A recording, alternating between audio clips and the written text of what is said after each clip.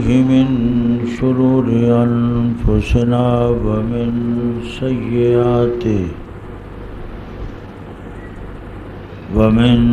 سيئات أعمالنا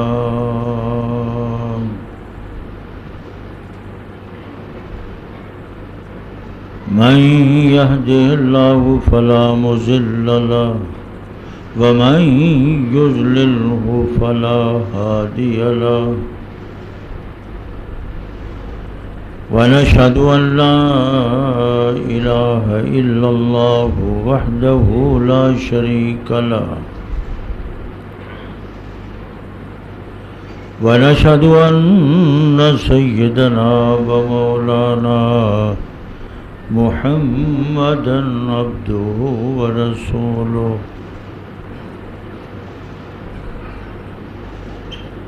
أما بعد فأعوذ بالله من الشيطان الرجيم بسم الله الرحمن الرحيم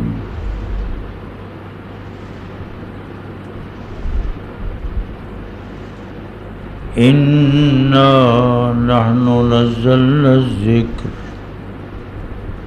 وإنا له لحافظون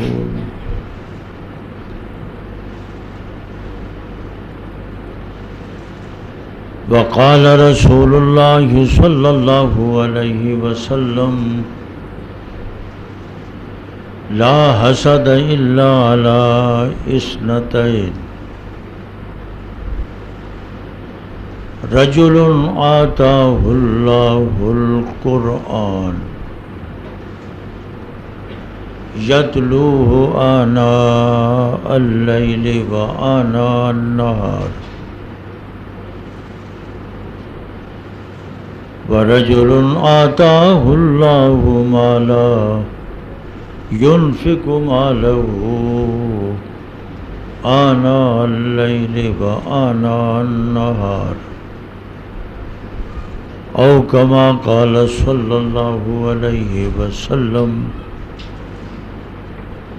صدق الله مولانا العظيم وبلغنا رسوله النبي الكريم ونحن على ذلك لمن الشاهدين والشاكرين والحمد لله رب العالمين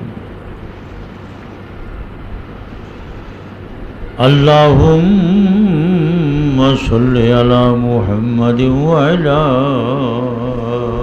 آل محمد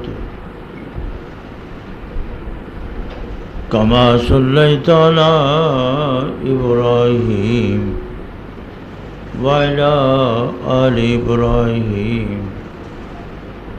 إنك حميد مجيد اللهم بارك على محمد وعلى آل محمد كما باركت على إبراهيم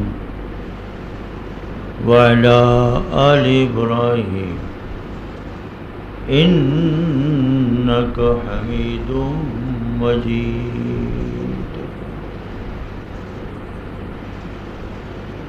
یا رب صل وسلم دائما ابدا على حبیبک خیر الخلق کلہم.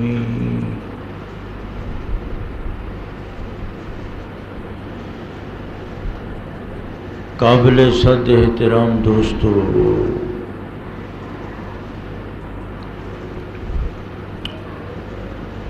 عزیز بچوں،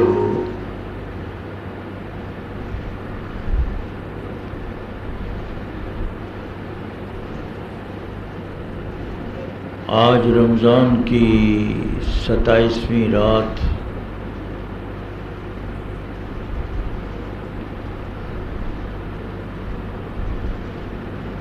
ہمارے ملک کا، ہمارے عوام کا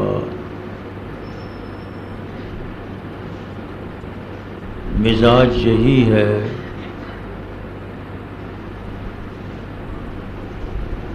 کہ 27 کی رات کو اختتام قرآن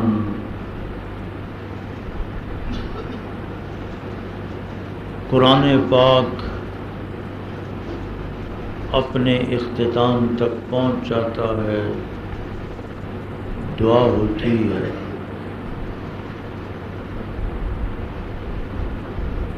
سب کا لوگوں کا یہ ذہن بنا ہوا ہے، صرف ہماری اس مسجد میں نہیں، اکثریت تقریباً 90% مساجد کے اندر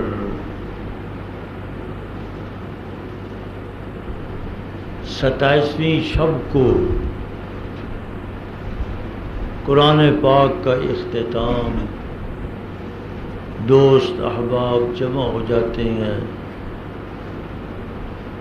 شیرینی بانٹی جاتی ہے، دعا ہوتی ہے۔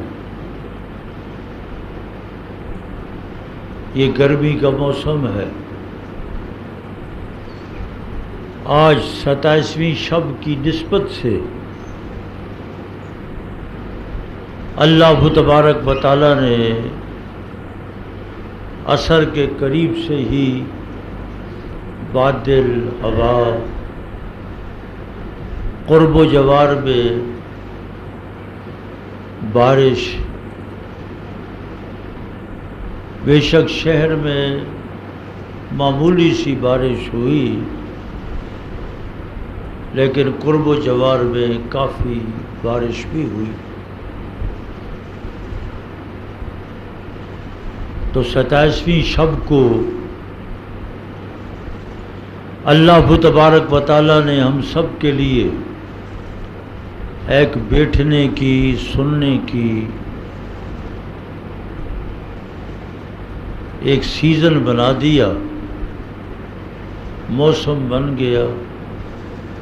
موسم تلخ ہو، موسم گرم ہو، بیٹھنا بھی مشکل۔ اب آنے والے رمضان سارے کے سارے کئی سال تک گرمیوں میں، اس سال سارا رمضان ہی اگست کا، آنے والے رمضان میں زندگی رہی تو 10 روزے یا 9 روزے وہ جولائی کے ہوں گے، پھر ایسے ہی کام چلتا چلا جائے گا۔ اس لیے ہم نے بچوں کی، نوجوانوں کی تربیت کرنی ہے کہ حوصلہ رکھ کر، اب یہ کئی سال تک گرمیوں میں رمضان رہے گا، ہم نے تو کئی گرمیوں میں روزے رکھے۔ مجھے یاد پڑتا ہے یہ تقریباً تیسری گرمیاں ہے جب روزے اگست میں آ گئے۔ جب پیچھے اگست میں روزے تھے تو ہمارے اکابر میں سے حضرت شیخ الحدیث حضرت مولانا محمد زکریا صاحب رحمۃ اللہ تعالی علیہ، فیصل آباد دارالعلوم پیپلز کالونی پہاڑی چوک کے ساتھ ہی حضرت مفتی زین العابدین صاحب رحمۃ اللہ تعالی علیہ کے دارالعلوم میں تشریف لائے، اعتکاف بیٹھے۔ بڑے بڑے اکابر، علماء، مشائخ بھی وہاں اعتکاف بیٹھے تھے۔ شدید گرمی پڑ رہی تھی اور بیٹھنا بڑا مشکل تھا۔ مفتی محمود الحسن صاحب دارالعلوم دیوبند کے بہت بڑے مفتی، حاضر مفتی تھے، اب تو وفات پا چکے ہیں، وہ بھی تشریف لائے ہوئے تھے۔ معتکفین، مسجد بھری ہوئی تھی، اوپر والی مسجد وہ اسی سال ہی بنی تھی، اعتکاف کرنے والے بڑھ گئے، بہت بڑھ گئے۔ تو پھر مفتی صاحب رحمۃ اللہ تعالی علیہ نے بالائی منزل بنائی، ایسی بھی لگ گئے، بہت سے ایسی لگ گئے تھے، گرمی ہوتی تھی، معتکفین غسل کے لیے جاتے تھے، تو حضرت مفتی صاحب رحمۃ اللہ تعالی علیہ نے فرمایا کہ معتکف تو حالت اعتکاف میں غسل نہیں کر سکتا، یہ ضرورت طبی، ضرورت شرعی میں داخل نہیں ہے، اس کے بغیر بھی گزارا ہو سکتا ہے۔ بہت سے لوگ جو بیمار ہو جاتے ہیں، اسپتالوں میں پڑے ہوئے ہیں، ڈاکٹر ان سے کہتا ہے آپ نے غسل نہیں کرنا، آپ کے لیے غسل مہلک ہے، آپ ہلاک ہو جائیں گے۔ تو جب ڈاکٹر یہ کہہ دیں تو کوئی شخص بھی غسل نہیں کرتا، غسل کروں گا مر جاؤں گا، کسی ایسی بیماری میں مبتلا ہو جاؤں گا کہ میرے لیے بچنا مشکل ہوگا۔ تو ڈاکٹروں کے کہنے پر اگر ہم غسل سے دور ہو سکتے ہیں تو اللہ کے نبی اور رسول کے کہنے پر ہم کیوں نہیں غسل کو چھوڑ سکتے؟ ہاں اتنی گنجائش دی کہ آپ وضو کے لیے جائیں تو گرمی ہے، وضو کے لیے جائیں، زیادہ وقت نہ لگائے، بس 2-4 لوٹے پانی کے ڈال کر آ جائے، چلو ٹھنڈے ہو جائیں گے۔ اب بھی ہمارے ساتھی معتکفین کہتے ہیں جی بڑی گرمی ہے، تپش ہے، تو غسل کا کیا کریں؟ تو وہی جائے وضو کے لیے، نیت استنجے کی ہو، وضو کی ہو، لیکن 10-12 لوٹے پانی کے ڈال کر جلدی جلدی، وہی دھوتی باندھی ہوئی ہو آسانی رہتی ہے، چادر میں بڑی آسانی ہے، تو چادر باندھی ہوئی جا کر کھولی اور پانی ڈالا، 5 منٹ میں پانی بس دھوتی باندھی آ گیا۔ تو اب آئندہ آنے والے رمضان جتنے بھی ہیں وہ سخت ترین ہے۔ حضور پاک صلی اللہ علیہ وسلم کے دور اقدس میں مسجد نبوی بڑی گرمی ہوتی تھی، پھر چھپر نما تھی، کھجوروں کی شاخیں اوپر پڑی ہوئی تھی اور بڑی پست۔ اب تو اللہ نے بڑی شان دے دی ہے، ایسی لگے ہوئے ہیں، دروازے کے سامنے باہری سڑک پر ہو تو ٹھنڈی ہوا شروع ہو جاتی ہے، ایسے بڑے بڑے ایسی ہیں، وہاں سردی لگ جاتی ہے زائرین کو، معتکفین کو، عمرہ کرنے والوں۔ لیکن حضور پاک کا، صحابہ کا دور، پرانی مسجد کے اندر جا کر دیکھیں تو ترکیوں نے مسجد نبوی کی تاریخ کو محفوظ کیا ہے۔ انہوں نے ستونوں کے اوپر لکھا ہے حاضی حد مسجد النبی صلی اللہ علیہ وسلم۔ اس کا مطلب یہ ہے کہ یہاں تک چھت ہوتا تھا۔ وہ حضرت صدیق اکبر رضی اللہ تعالیٰ عنہ کا وہ دروازہ، حضور پاک نے فرمایا سب دروازے بند کر دو الا خوخۃ ابی بکر، صرف ابو بکر کا خوخہ دروازہ وہ کھلا رہے اور سب بند کر دو۔ سب بند ہو گئے، حضرت صدیق اکبر رضی اللہ تعالیٰ عنہ کا دروازہ کھلا رہا، حضور دنیا سے چلے گئے، آپ خلیفہ بن گئے، اسی دروازے سے نماز پڑھانے کے لیے آپ تشریف لاتے تھے۔ یہ اشارہ اسی طرف تھا کہ میرے بعد مصلی کا وارث وہ ابو بکر ہوگا، تو دروازہ کھلا رکھا کہ دروازہ کھلا رہے۔ تو ہاتھ کے پنکھے، صحابہ، لباس بھی بڑا موٹا، لباس یہی بکریوں،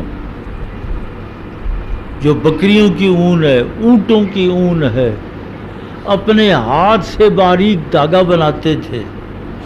بیڑوں کی اون ہے، اس کا دھاگا بنایا، دھاگا بنا کر اسی دھاگے کا کپڑا بنا لے۔ اندازہ لگاؤ، جیسے ہمارے کمبل نہیں ہوتے جو کشمیر سے، ہزارے سے کمبل آتے ہیں، اب موٹے موٹے، اب اون، اللہ،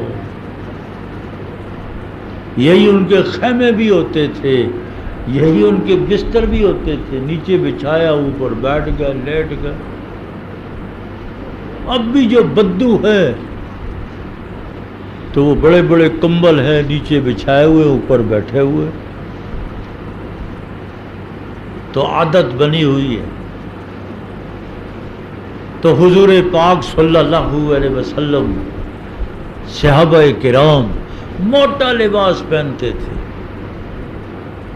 جب کھچا کھچ مسجد بھر جاتی تھی، پسینے سے شرابور ہو جاتے تھے۔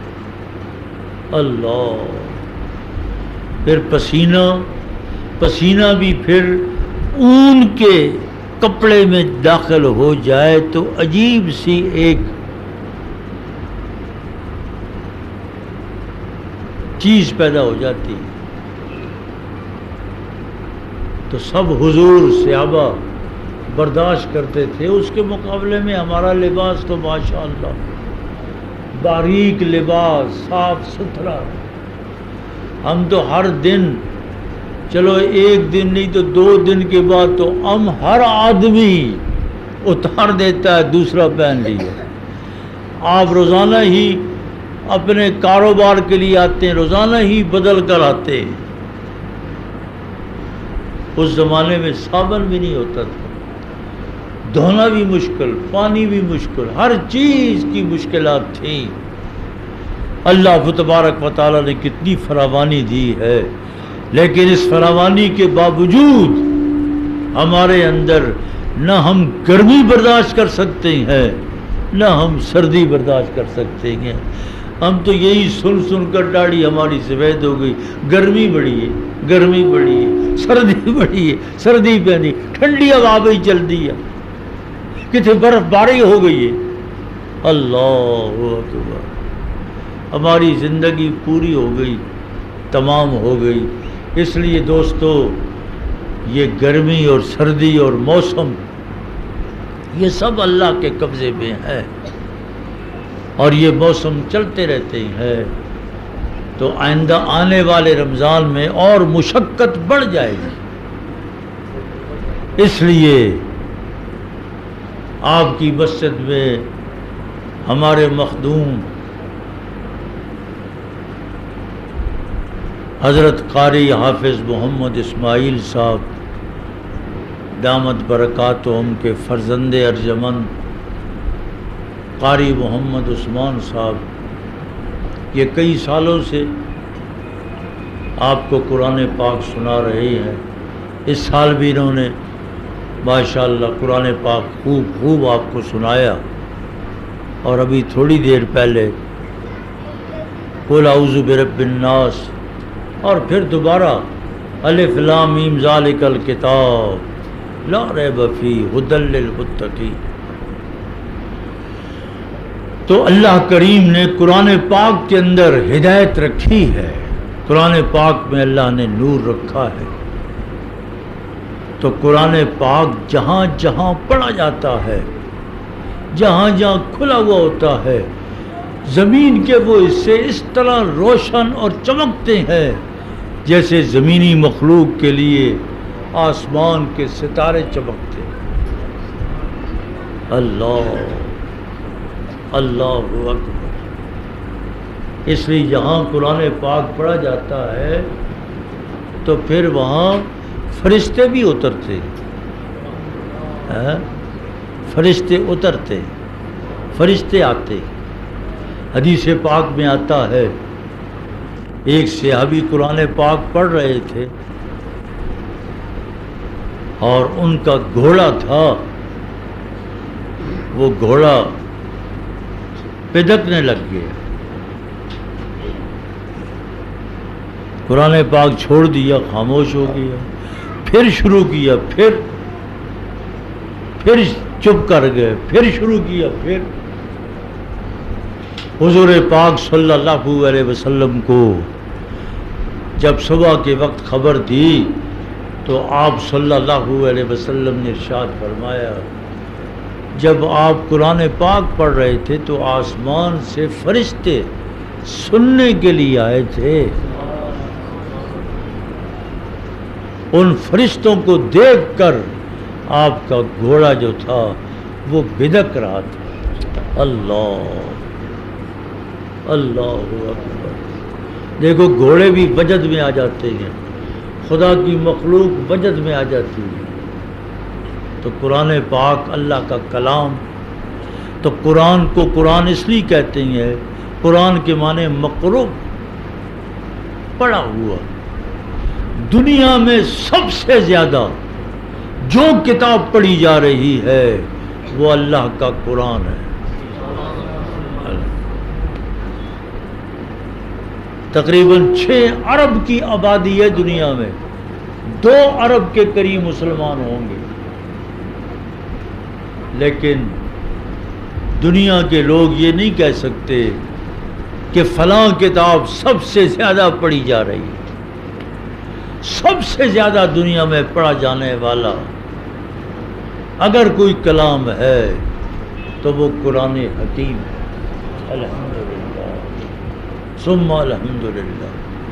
پھر رمضان کے اندر تو قرآن پاک کی تلاوت، یہ تو شوق، اشتیاق، محبت، عشق، وارفتگی اور بڑھ جاتی ہے۔ اب حرم مکہ میں پڑھا جا رہا ہے، مسجد نبوی میں پڑھا جا رہا ہے، ریگستانوں میں پڑھا جا رہا ہے، اہتمام، پارکوں میں اہتمام ہوتا ہے، گھروں میں اہتمام ہوتا ہے۔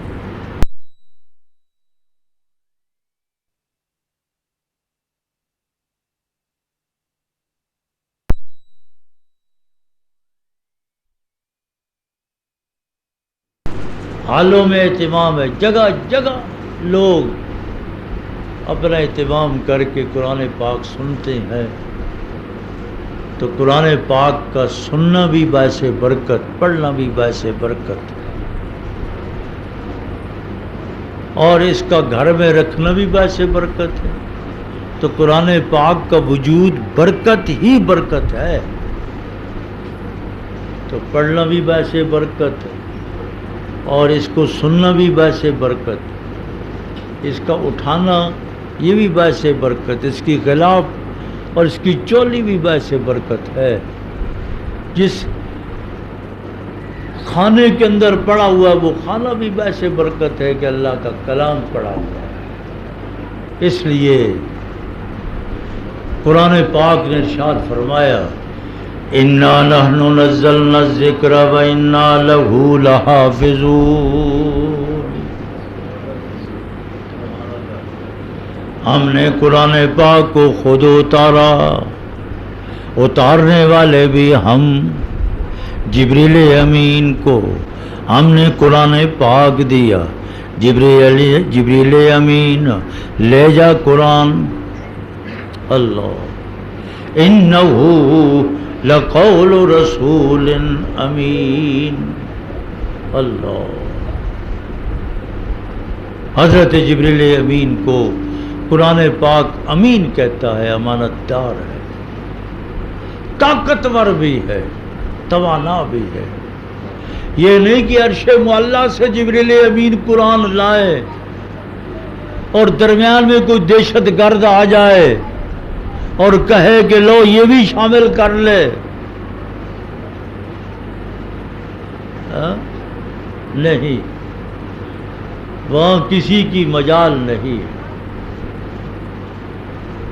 جبریل امین سے زیادہ طاقتور کوئی نہیں۔ ہاں، موجودہ حکومتوں سے زیادہ طاقتور گروہ ہے، جن گروہوں نے کراچی میں اپنے حصے تقسیم کر رکھے۔ آپ روزانہ تجزیہ پڑھ رہے ہیں، آپ ہی پڑھ رہے ہیں، تو اتنے طاقتور توانا ہے کہ کراچی کو انہوں نے محبوس کر رکھا ہے۔ کسی کی مجال نہیں کہ ہمارے علاقے میں آ جائے۔ وہ کہتا ہمارے علاقے میں کوئی نہ آئے، تیسرا کہتا ہمارے علاقے میں کوئی نہ آئے۔ لڑائی تو یہ ہے۔ اللہ ہمارے صوبے کو، پورے ملک کو اس بلا سے، اس مصیبت سے نجات ہو۔ دعا کرو۔ تو جہاں آپ نے یہ دعا کرنی اپنے لیے، تو وہاں کراچی کے لیے بھی دعا کریں۔ ہمارے بھائی، ہمارے بچے، ہماری بیٹیاں وہ مر رہی ہے، مزدور طبقہ مر رہا ہے، اللہ، مزدور طبقہ مر رہا ہے، ان کا خون اتنا ارزاں ہو گیا، اللہ ان کو ہدایت دے دے۔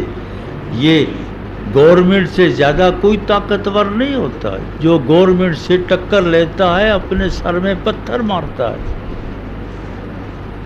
لیکن جو ملا ہوا ہو، گورنمنٹ ہی سرپرستی کرتی ہو، تو وہ کیا کر سکتے ہیں؟ کوئی کچھ نہیں کر سکتا۔ اس لیے قرآن پاک کہتا ہے کہ اس قرآن پاک کو لانے والے کون ہے؟